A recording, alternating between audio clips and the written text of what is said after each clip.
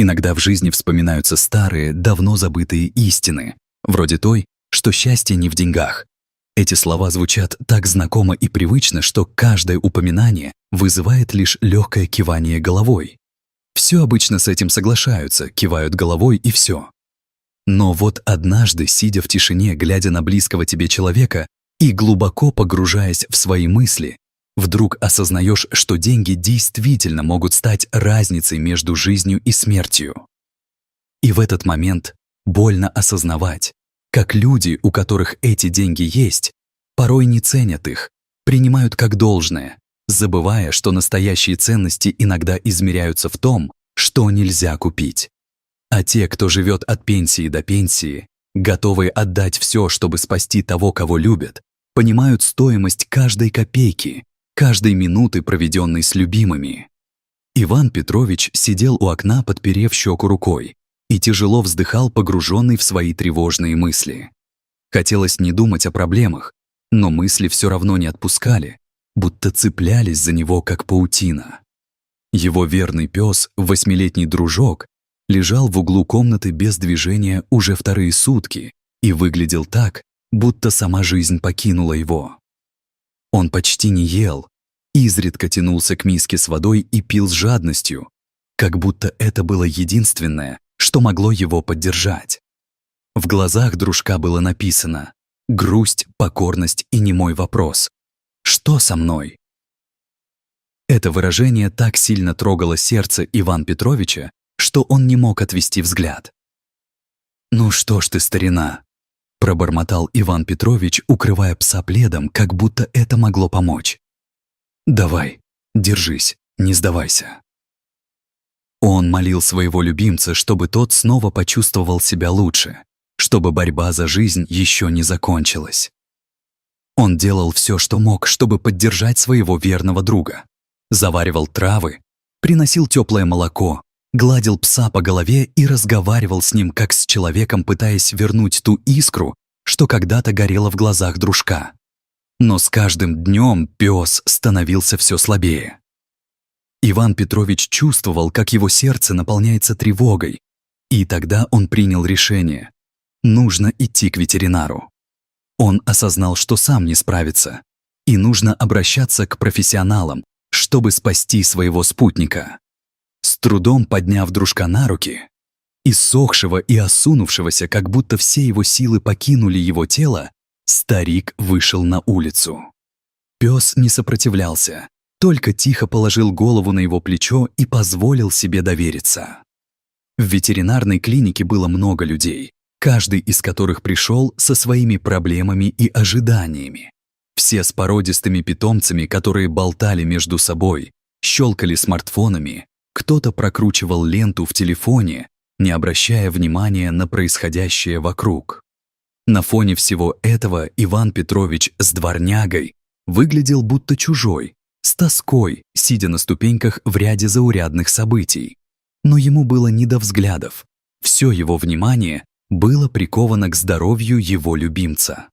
Молодой ветеринар быстро осмотрел пса и, склонившись к Ивану Петровичу, сказал с серьезным лицом: «Инфекция серьезная, лечение долгое и дорогое. Нужно будет капать антибиотики, плюс поддерживающая терапия. Если у вас нет средств, то усыпление – это самый безболезненный выход, иначе будет мучиться в страданиях». Он листал записи, погружаясь в процесс, как будто это было рутинным делом, забыв на мгновение о боли, которую приносил этим словам. Он назвал цену, и Иван Петрович почувствовал, как у него перехватило дыхание, а внутри что-то обрушилось, как домино. Руки затряслись, сердце сжалось, и мысли закружились в голове, не позволяя ему сосредоточиться. Молча вытащил скомканные купюры и мелочь из кармана, пытаясь хоть как-то помочь своему другу, даже если этих денег было недостаточно. «Вот, это все, что есть», — пробормотал он, не смея смотреть в глаза врачу, словно ожидал, что тот займет эту невыносимую для него минуту. «Этого хватит?» Он боялся услышать ответ, который мог разорвать его сердце. Врач, с сожалением покачав головой, смотрел на него с пониманием, как ветеринар, знающий, что не может спасти всех. Старик, прижимая пса к груди, медленно вышел из клиники, чувствуя, как страх и безысходность охватывают его. Они шли домой, молча, и каждый думал о своем. Иван Петрович знал, что ему нужно срочно принять решение. Но что он может сделать, когда все уже словно ускользает из его рук? Когда они вернулись домой, он аккуратно уложил дружка на старенький диван, накрыл его одеялом и сел рядом, чтобы не оставить его одного. Мысли унесли его в прошлое, откуда были не только радости, но и печали. В его голове всплыла картинка. Осень, парк, он и жена, идущие по дорожке, держась за руки, как будто это были самые счастливые мгновения их жизни. Они тихо смеялись, переговариваясь о чем-то, что было радостью для обоих. «Помнишь, как мы тут с тобой?» — шепчет он в пустоту, зная, что ответа не будет. Как листья кружились. Дети давно выросли, разъехались, у каждого свои заботы и жизнь, поглотившая их. С женой они не обижались друг на друга. Так устроена жизнь, такая несправедливая и порой безжалостная. Но вот в доме стало слишком тихо, пусто и одиноко. И тогда появился он. Маленький щенок, испуганный, с живыми глазами, который сам пришел к ним в двери. Кто-то выбросил его, но они забрали его домой. Назвали его дружком. За то, как он, начиная с первого дня, не отходил от них ни на шаг. Он стал участником их жизни, принеся с собой немного света в ту безоблачную яркость. Дружок рос неуклюжим, но умным. И каждый день они проводили вместе, исследуя мир вокруг. Он всегда чувствовал, когда его хозяева огорчались. Стоило им немного поскучать. Как пес, тут как тут, с головой на коленях, не отводя глаз, словно знал, что только его присутствие может вернуть радость. Но страшное случилось. Болезнь в один момент словно повалила их всех. Жена слегла, и он, сметенный и растерянный, продал все, что мог, надеясь на чудо. Но у болезни был свой план. Перед самой смертью она, улыбаясь, щебетала о чем-то важном, что волновало ее сердечко, прошептала слова, полные любви и великой мудрости. «Не бойся, я ухожу спокойно. У тебя ведь дружок, он за тобой присмотрит», — успокоила она его. После ее смерти Иван Петрович погрузился в тоскливую пустоту. Он начал искать утешение в спиртном, но дружок стал возмущаться.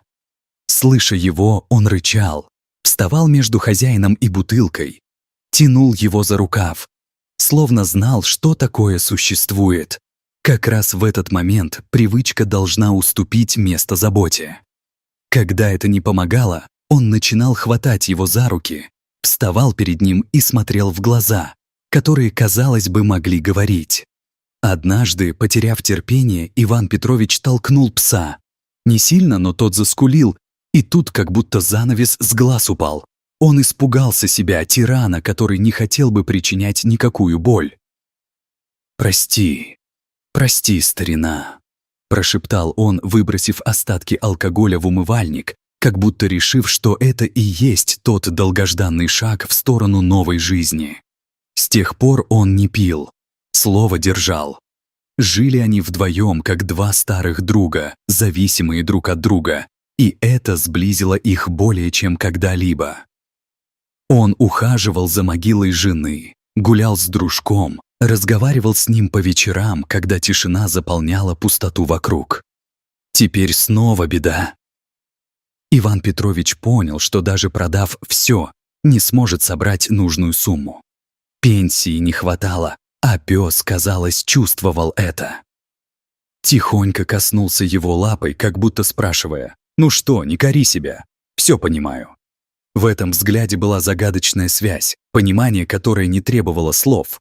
Иван Петрович не выдержал, пышные слезы покатились по щекам, обжигая его лицо. Он прижал дружка к себе и прошептал с отчаянием в голосе: «Только не уходи! Пожалуйста, подожди еще чуть-чуть. Может, найдется выход, что-то, что поможет нам обоим». Работяга в ветеринарной клинике подошел к концу рабочего дня, и врач почувствовал странную тяжесть в груди, словно что-то требовало его внимания. Сегодня он никак не мог забыть лицо старика и его пса, столкновение двух миров, которые пересеклись в поисках помощи. Он вспомнил, как часто к нему приходили обеспеченные люди с дорогими питомцами, которые отказывались от лечения, услышав цену. Всегда были те, кто мог просто купить свои проблемы. Но этот старик был другим. Он готов был отдать все, что у него есть, лишь бы спасти своего пса. Эта их встреча заставила его задуматься о ценностях, о том, что действительно имеет значение. «Мир несправедлив?» — выдохнул он, выходя на улицу и натягивая куртку, как будто это могло предотвратить все беды. Прошло 3 дня. Врач, чувствуя внутреннюю тяжесть, не спеша шел по улице. Его шаги были медленными и полными размышлений. Он заглянул в кофейню, надеясь отвлечься, чтобы забыть обо всех заботах. Все было как обычно. На скамейке сидел тот же старик с дружком. И снова старик говорил женщине о своей жизни, пытаясь поделиться радостью и болью, которая переполняла его. «Он для меня не просто пес», — громко говорил он, его голос наполнялся чувствами. «Он друг. Семья. Остался единственным. Понимаете? Он был полон эмоций, делясь с каждым тем, что значило для него». Врач остановился, не зная, что сказать. Но в этом моменте он почувствовал, что его решение пришло, словно нечто, что должно было проявиться во всей своей ясности. Иван Петрович тихо вошел в клинику и, как всегда, молча сказал: «Я пришел попрощаться. Денег у меня нет, только на усыпление. Все, что могу, я нашел и принес, как бы это ни было трудно». Врач резко развернулся и, уставившись прямо в глаза старика, сказал: «Постойте, Иван Петрович, ничего платить не нужно. Я сам займусь лечением бесплатно, так как хочу помочь. У дружка есть шанс. Он был антиподом всему, что слышал ранее от богатых клиентов.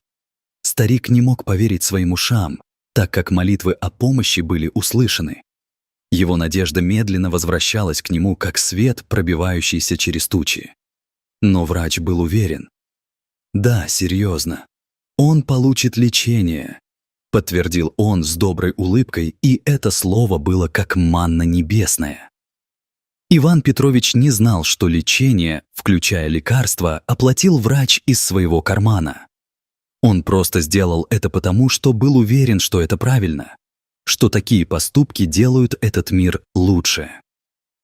Через несколько дней дружок начал поправляться, словно возвращаясь к жизни, наполняясь энергией, как и прежде. Он снова стал вилять хвостом и с интересом следить за всем вокруг. Радость стала снова наполнять пространство в их доме. Глаза старика стали светиться благодарностью, как если бы они снова увидели мир в своих цветах.